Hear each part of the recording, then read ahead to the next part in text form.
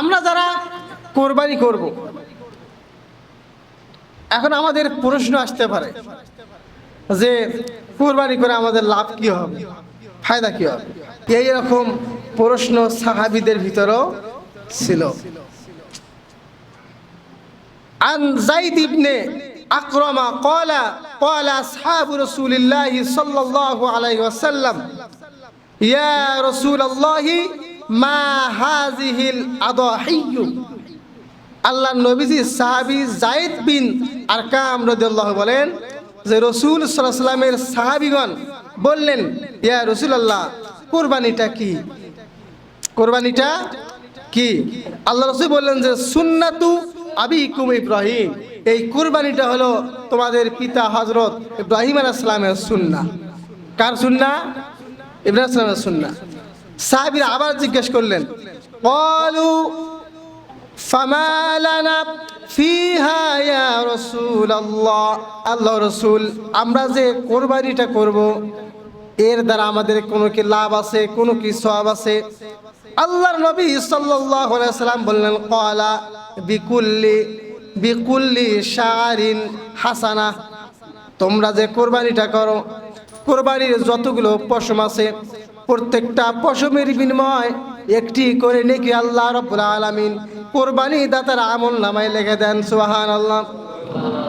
সাহাবীরা বললেন, ক্বালু ফাসসুফু ইয়া রাসূলুল্লাহ, এমনও পশু আছে, এমনও প্রাণী আছে যাদের পশম অনেক বেশি হয়, এই রকম প্রাণী আছে, সেই ক্ষেত্রে কি হবে?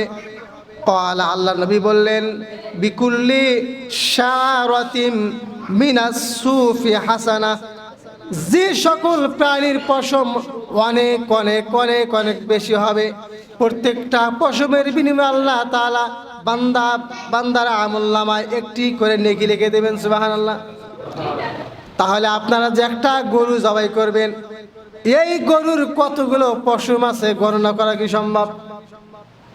হাজার কোটি কোটি পশম আছে।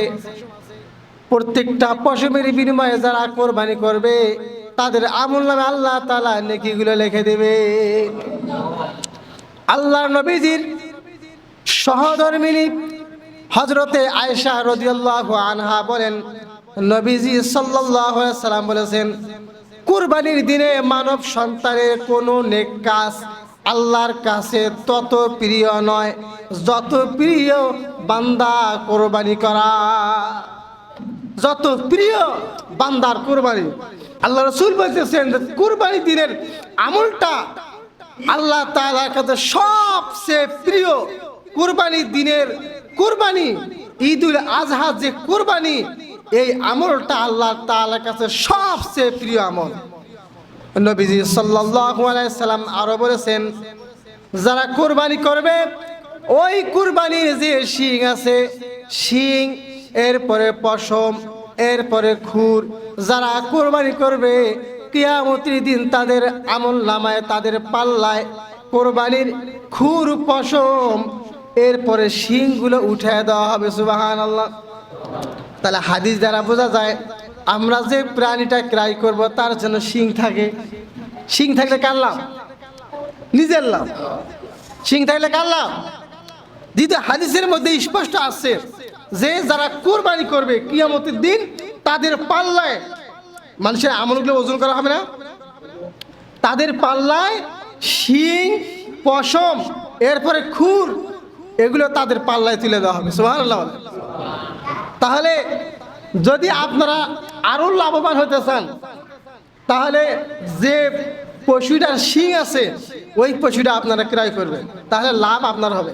আর মনে করেন না হুজুর যেটা শিং নাই ওটা কি হবে না? ওটা হবে, কিন্তু ওটা শিং নাই।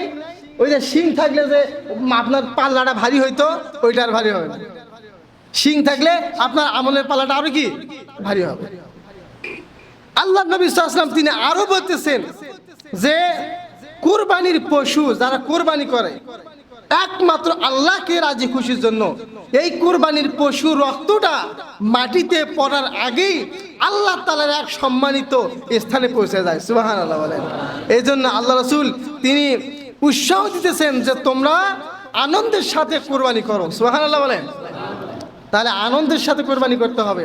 তাহলে কোরবানিটা এটা হচ্ছে আল্লাহ তাআলার নৈকট্যের এক বড় মাধ্যম। কোরবানির দ্বারায় মানুষের মিজানের পাল্লা, মানুষের আমলটা আরো ভারী হবে। কোরবানির দ্বারায় আল্লাহর নৈকট্য লাভ করা যাবে। এই জন্য আল্লাহ রাসূল তিনি প্রত্যেক বছরই কোরবানি দিতেন এবং তিনি আদেশ করছেন যে তোমরা কোরবানি করো। খালি এই আদেশ নয়, প্রত্যেকটা বাড়িওয়ালাকে আল্লাহ রাসূল কোরবানি করতে বলছেন।